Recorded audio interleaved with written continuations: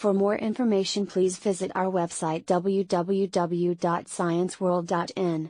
You can motivate us to do more by liking, sharing our Instagram and Facebook page.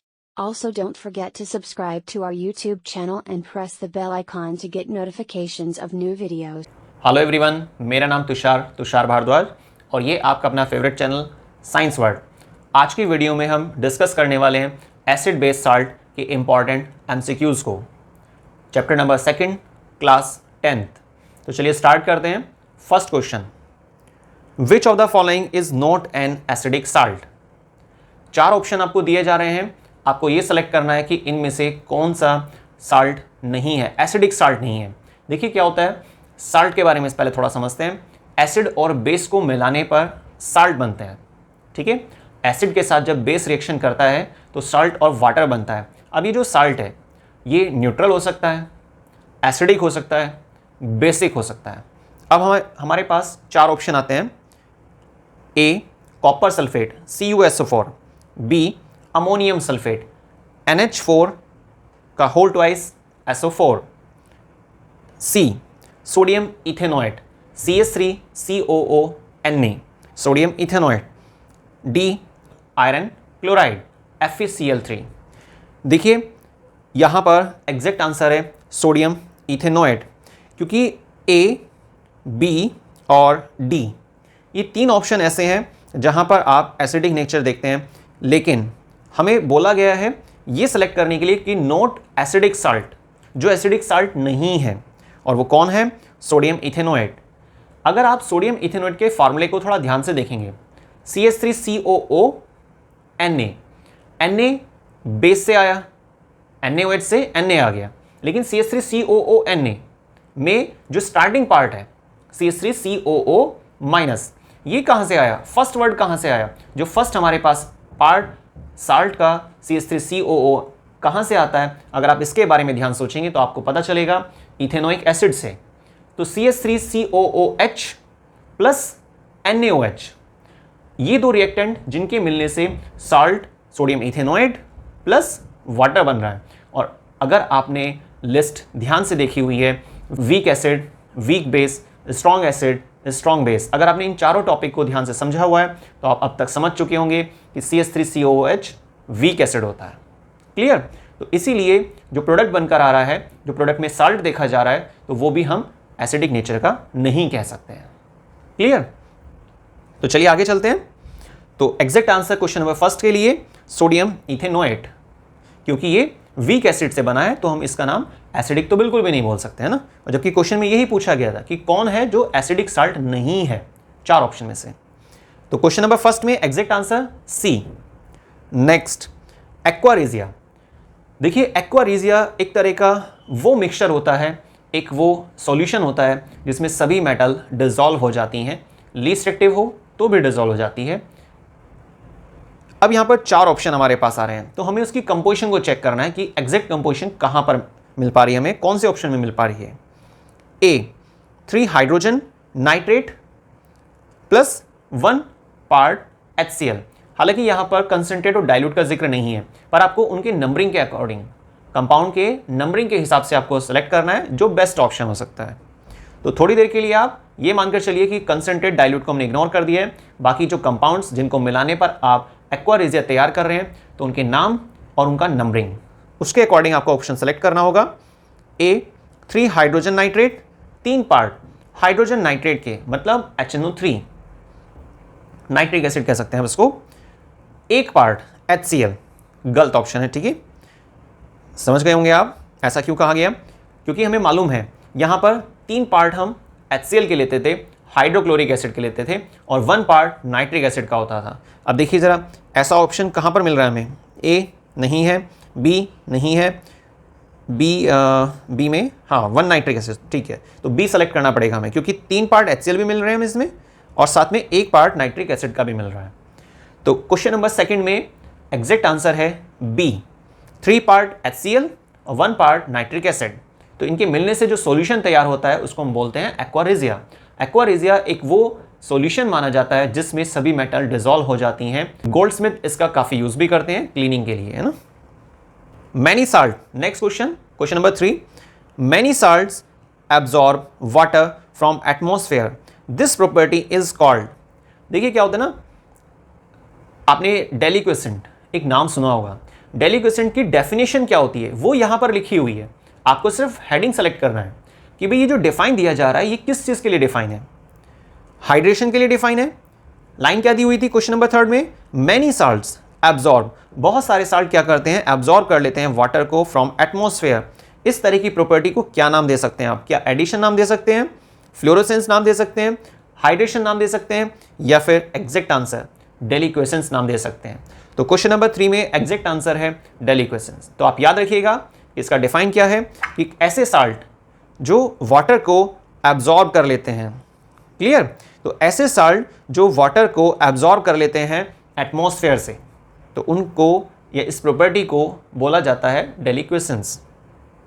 Question number 3 में C option. Next question, question number 4, an aqueous solution with pH 0।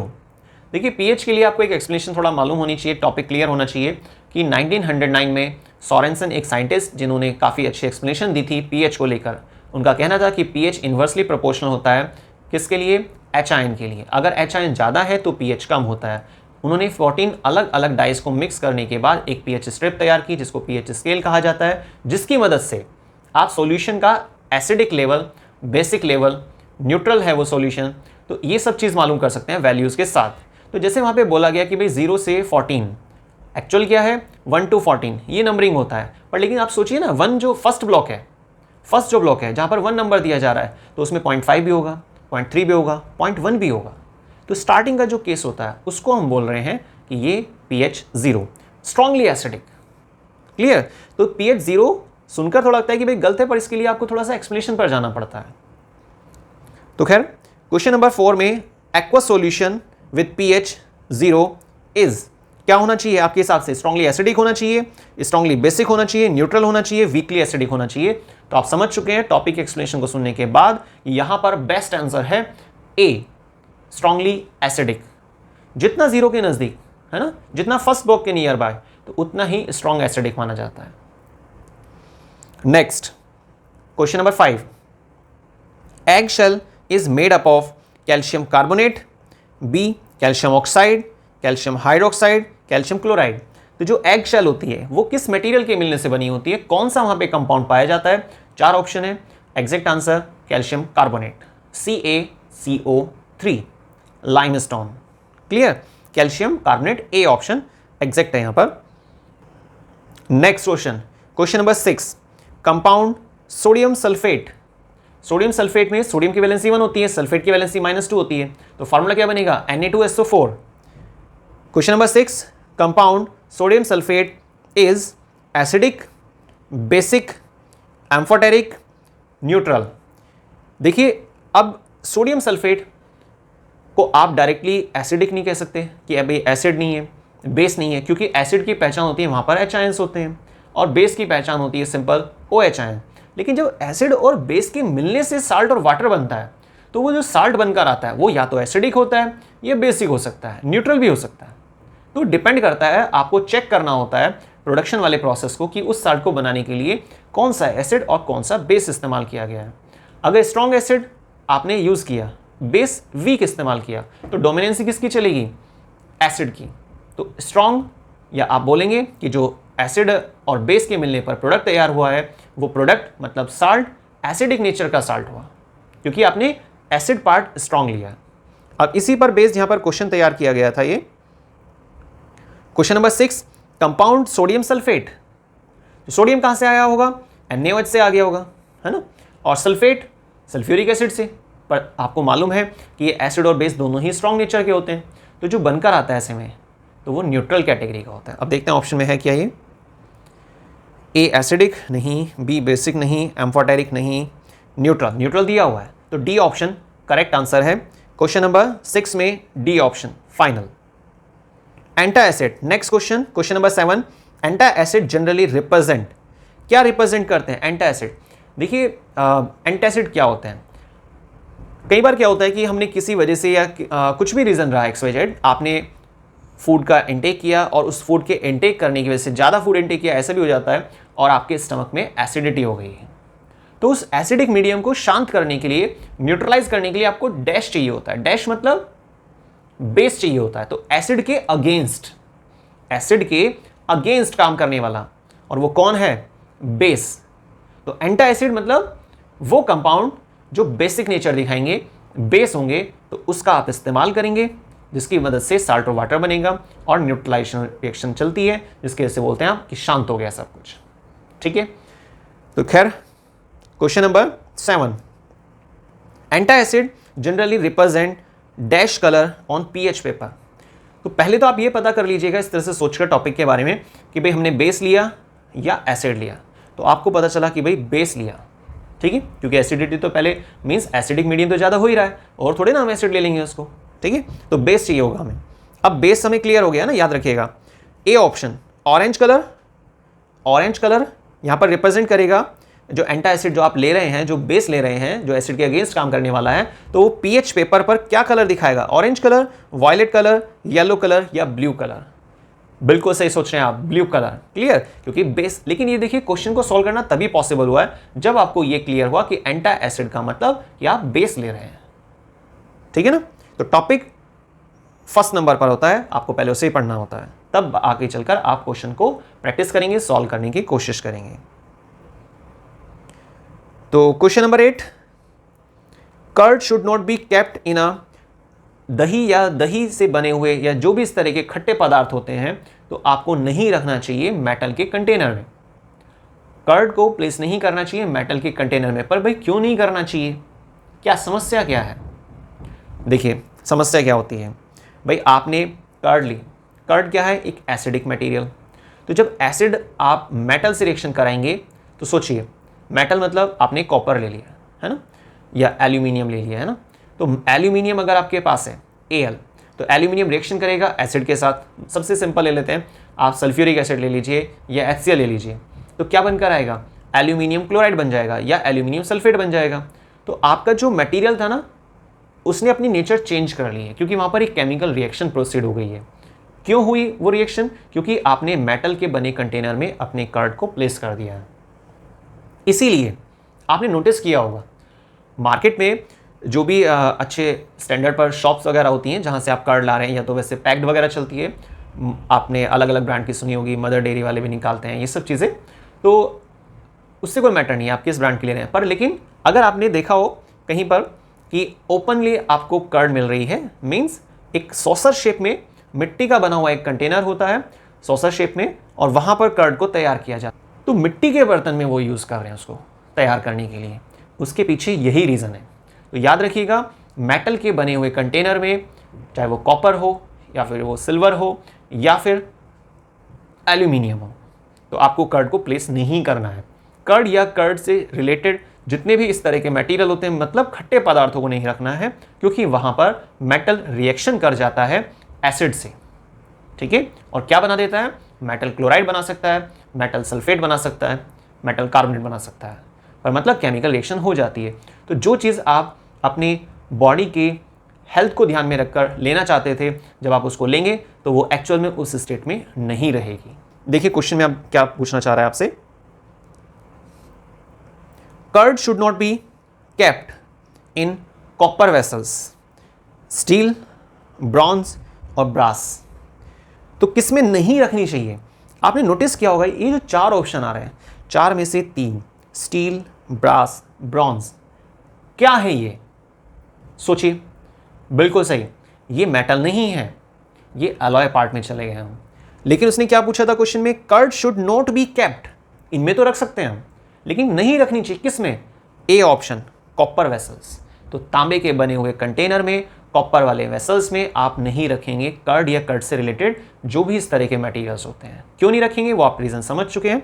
तो question number 8 में exact answer है A. Question number 9, a solution of NaCl।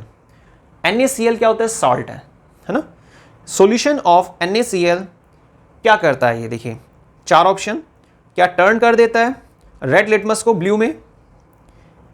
क्या ये turn करेगा pH paper को green में? क्या ग्रीन कलर रिप्रेजेंट करेगा? या ये रेड को ब्लू में चेंज कर देता है? या सी ऑप्शन, ब्लू को रेड में चेंज कर देता है लिटमस पेपर के अकॉर्डिंग? और डी इनमें से कोई भी नहीं। तो बिल्कुल सही सोच रहे हैं आप, NaCl। जब भी साल्ट की बात आती है तो तुरंत आपके ब्रेन में एक बात आ जानी चाहिए कि भाई कौन से एसिड कौन से बेस को मिलाने पर यह साल्ट बना होगा। और जब आप ऐसा सोच पाएंगे तो आपके पास आंसर भी तैयार होगा।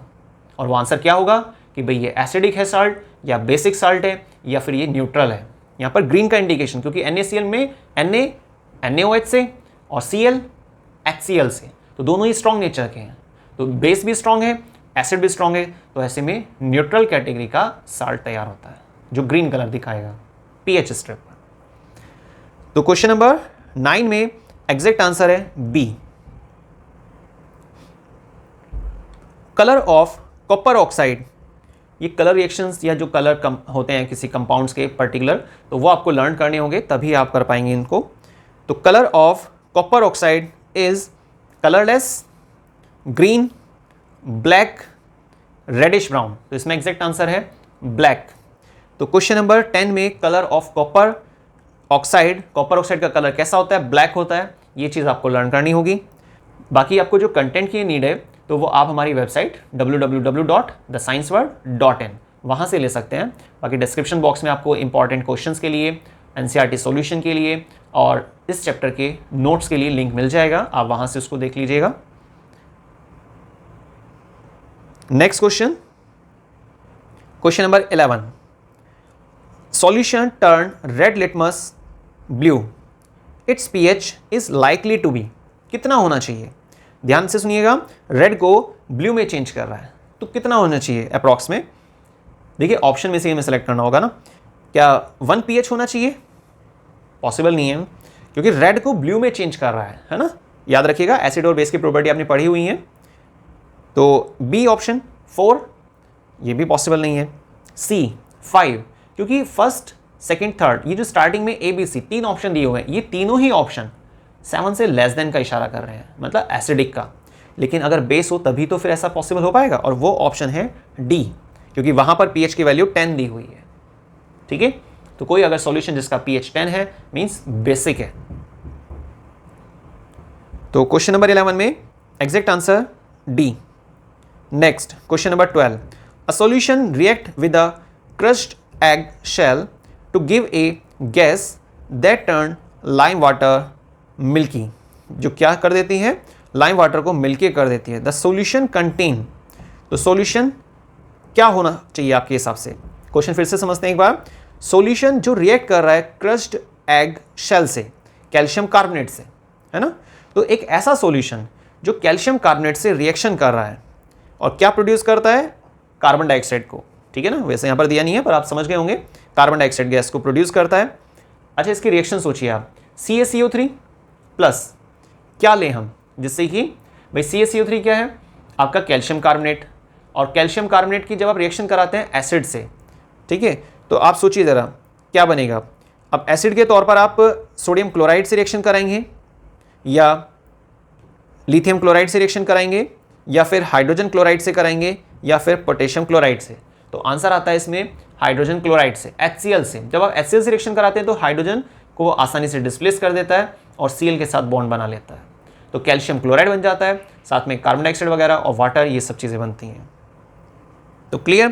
क्वेश्चन नंबर 12 में जिसमें आपसे पूछना चाह रहा था कि सॉल्यूशन जो रिएक्ट करता है क्रश्ड एग शेल से, कैल्शियम कार्बोनेट से रिएक्शन करता है, मेनली वैसे यही यूज़ करना है आपको, कैल्शियम कार्बोनेट, और टू गिव अ गैस, एक ऐसी गैस प्रोड्यूस करता है जो टर्न कर देती है लाइम वाटर को मिल्की में, है ना।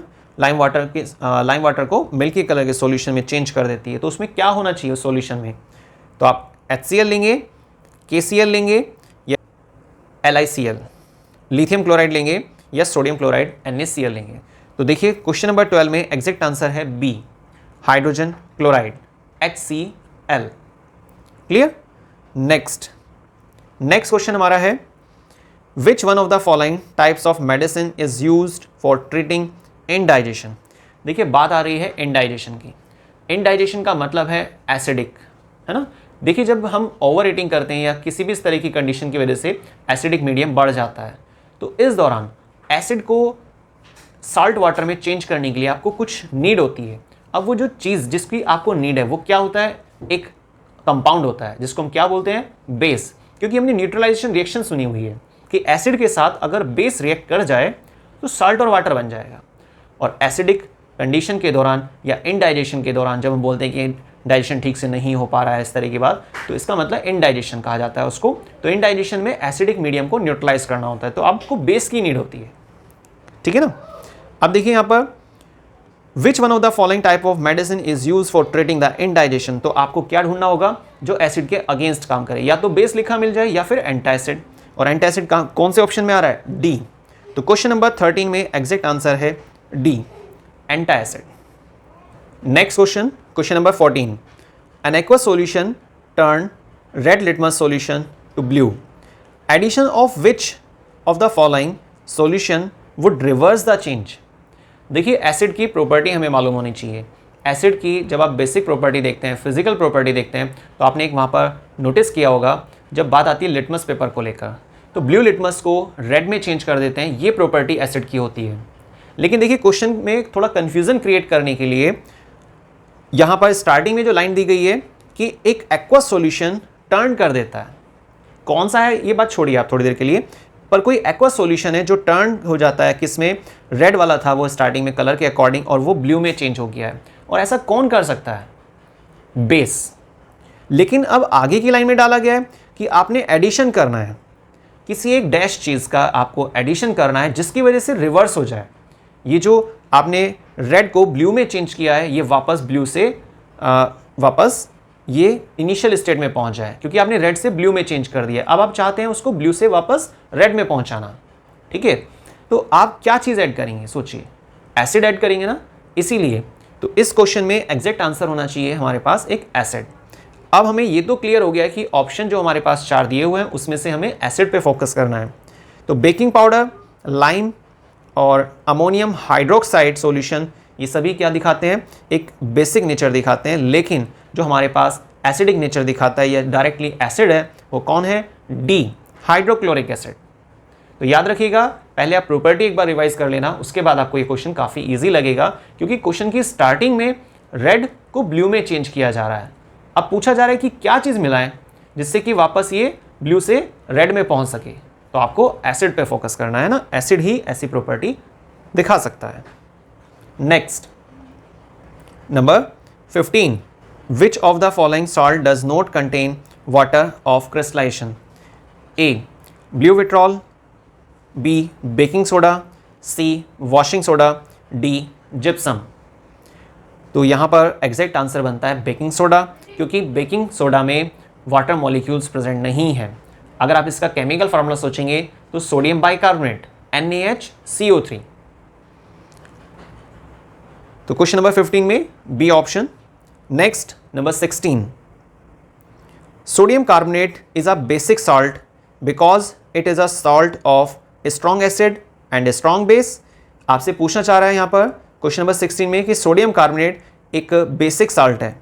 तो बेसिक साल्ट कहा जा रहा है साल्ट को। तो बेसिक नेचर कब दिखा सकता है कोई साल्ट? जब जिस चीज़ के मिलने से वो बना है उसमें डोमिनेंट चीज़ क्या होनी चाहिए? बेस, स्ट्रॉन्ग बेस होना चाहिए। अब देखिए स्ट्रॉन्ग बेस किन ऑप्शन में मिल रहा है हमें? ए ऑप्शन में स्ट्रॉन्ग बेस आ रहा है और डी ऑप्शन में स्ट्रॉन्ग बेस आ रहा है। लेकिन स्ट्रॉन्ग बेस के साथ वीक एसिड होना चाहिए था, तभी तो बेस अपनी पावर दिखा पाएगा साल्ट में। तो ऐसा ऑप्शन हमारे पास है D, weak acid and strong base. तो क्वेश्चन नंबर 16 में एग्जैक्ट आंसर है D, weak acid and strong base. Next, question number 17, calcium phosphate is present in a tooth animal, it's nature is dash in nature. देखिए tooth animal में जो calcium phosphate होता है, ये calcium phosphate basic nature दिखाता है, ये ध्यान रखना होगा आपको।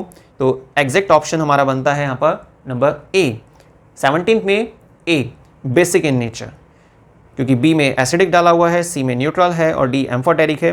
तो ध्यान रखिएगा कैल्शियम फॉस्फेट की नेचर कैसी होती है?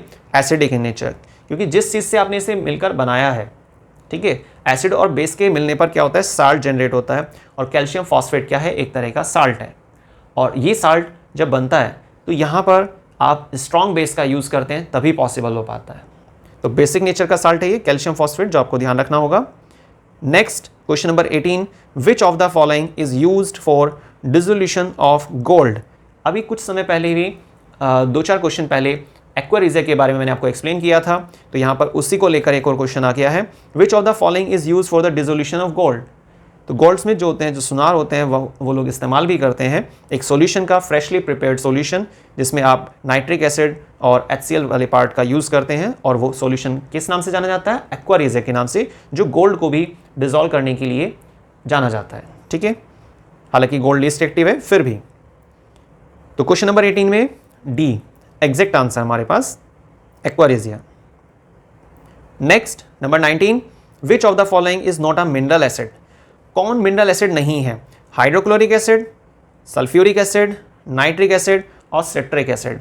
मिनरल एसिड क्या होते हैं? मिनरल एसिड उन एसिड्स को कहा जाता है जो हमारे अर्थ के क्रस्ट वाले पार्ट में पाए जाने वाले मिनरल्स का इस्तेमाल करने के बाद लेबोरेटरी में तैयार किए जाते हैं। नेचुरल एसिड नहीं है ये मैन मेड एसिड होते हैं। ठीक है, तो सिट्रिक एसिड मिनरल एसिड नहीं है, लेकिन अगर आप ध्यान से देखेंगे hydrochloric acid, sulphuric acid, nitric acid, ये सब आपके पास मिनरल एसिड की लिस्ट में आते हैं। सिट्रिक एसिड को तो बल्कि आप ऑर्गेनिक एसिड कह सकते हैं ना।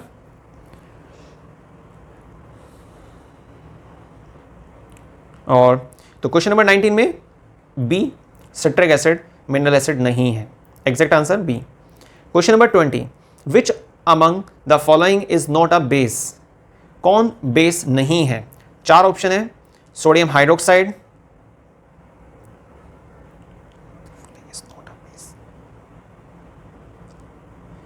Sodium hydroxide, potassium hydroxide, ammonium hydroxide, ethanol. Clear? तो याद रखिएगा इथेनॉल C2H5OH ये हाइड्रोक्सिल ग्रुप होता है, पर ये बेस पार्ट की लिस्ट में नहीं आता है, ये ध्यान रखना होगा आपको। C2H5OH। Question number 20, which among the following is not a base. Sodium hydroxide base है सीधा सीधा, NaOH, potassium hydroxide KOH, ammonium hydroxide NH4OH, ये सभी बेस होते हैं, लेकिन डी ऑप्शन इथेनॉल C2H5OH ये बेस लिस्ट में नहीं आता है। CH3CH2OH। Clear? Next question number 21, which of the following is acidic in nature. Lime juice, human blood, antacid, lime water. समझ गए आप? देखिए ह्यूमन ब्लड वो पॉसिबल नहीं है, एंटासिड तो खुद बेस ही होते हैं, है ना, एसिड के अगेंस्ट बोल रहा है। और यहाँ पे पूछा गया आपसे कि विच of the following is acidic in nature, किसकी नेचर एसिडिक होती है।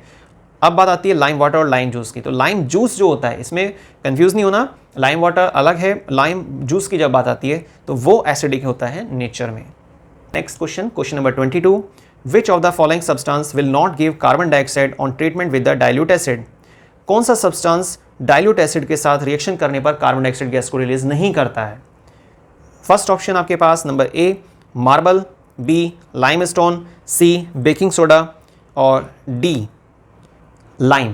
तो एग्जैक्ट आंसर है यहाँ पर लाइम, क्योंकि मार्बल, लाइमस्टोन, बेकिंग सोडा ये सभी प्रोड्यूस करते हैं, लेकिन हमारे से पूछा गया है जो प्रोड्यूस नहीं करता है। ठीक है, तो लाइम की जब आप रिएक्शन कराते हैं डाइल्यूट एसिड के साथ तो कार्बन डाइऑक्साइड को ये रिलीज नहीं करता है। याद रखिएगा क्वेश्चन नंबर 22 में डी ऑप्शन एग्जैक्ट है। Next question number 23, which of the following can be use as an acid base indicator by the visual impaired student. कोई एक ऐसा व्यक्ति जो चीज़ों को देख नहीं पा रहा है, तो स्मेलिंग के बेस पर वो पहचान सकता है, और बहुत सारे ऐसे इंडिकेटर्स होते हैं जो मदद करते हैं पहचानने में। अब देखिए क्या है यहाँ पर ऑप्शन, लिटमस, टर्मरिक, पिट्यूनिया लीव्स और वनीला एसेंस। वनीला एसेंस आपने यूज़ भी किया होगा, तो वनीला एसेंस को आप स्मेलिंग के बेस पर पहचान सकते हैं। इसलिए यहाँ पर क्वेश्चन में बताया गया आपको कि विच of the following can be used, कौन सा इनमें से 4 ऑप्शन जो दिए जा रहे हैं इस्तेमाल किया जाता है as a acid base indicator. ठीक है, जिसमें विजुअली इम्पेयर्ड स्टूडेंट भी इस काम को कर सकता है या प्रैक्टिकल कर सकता है, तो वो एग्जैक्ट आंसर है वनीला एसेंस। ठीक है, next question number 24, pH of gastric juice. समझ गए होंगे, काफ़ी इजी है क्वेश्चन। पीएच जो होता है गैस्ट्रिक जूस का, जो रिलीज हो रहा है ड्यूरिंग द डाइजेशन के दौरान। गैस्ट्रिक जूस मतलब जो गैस्ट्रिक ग्लैंड से रिलीज होता है हमारे स्टमक में, कितना होता है pH? Less than 7, more than 7, equal to 7, equal to 0। 0 possible नहीं है, इक्वल टू 7 पॉसिबल नहीं है, तो एग्जैक्ट आंसर है लेस देन 7, क्योंकि एसिडिक होता है ना। तो क्वेश्चन नंबर 24 में exact answer A. Last question, to protect tooth decay we are advise to brush your teeth regularly. Nature of toothpaste commonly used is कैसी होती है? देखिए ओरल कैविटी में एसिडिक चीज़ों को लेकर हम ये सब बातें दी जाती हैं, डेंटल कैरीज, डेंटल प्लाक वगैरह, जो भी इस तरह के केसेस हैं कि भाई आप कुछ भी चीज़ खाते हैं और अगर वो चीज़ दांतों में लगी रह जाती है तो उसकी वजह से क्या होता है कि एसिडिक मीडियम जनरेट हो जाता है। तो पेस्ट में क्या होना चाहिए जो उसको न्यूट्रलाइज कर सके? तो acid plus dash salt water बनना है, तो डैश में क्या फिल करेंगे आप? बेस। देखिए ऑप्शन क्या है? A acidic, B neutral, C basic, D corrosive. Corrosive का कोई मतलब नहीं है। तो क्वेश्चन नंबर 25 में एग्जैक्ट आंसर है सी बेसिक। तो बहुत बहुत धन्यवाद, आपने हमारी वीडियोस को स्टार्टिंग से लास्ट तक देखा, उसके लिए थैंक्स। तो देखते रहिए साइंस वर्ल्ड में आने वाली सभी वीडियोस को, और मैं उम्मीद करता हूं आप सभी MCQs को रिवाइज करेंगे। लेकिन जैसा मैंने आपको बताया था, पहले आप टॉपिक को कवर कीजिए, उसके बाद तब आप फिर क्वेश्चन की प्रैक्टिस कर सकते हैं। तभी देखिए क्या ना, ये एक आइडियल प्रोसेस है, एक सही तरीका है। पहले टॉपिक कवर कीजिए, उसके बाद फिर आप क्वेश्चन की प्रैक्टिस कीजिए, चाहे वो MCQ हो या आपके डिटेल्ड क्वेश्चन हो, डिटेल्ड आंसर हो। ठीक है, तो देखते रहिए सभी वीडियोस को। मिलते हैं नेक्स्ट वीडियो में, तब तक के लिए धन्यवाद।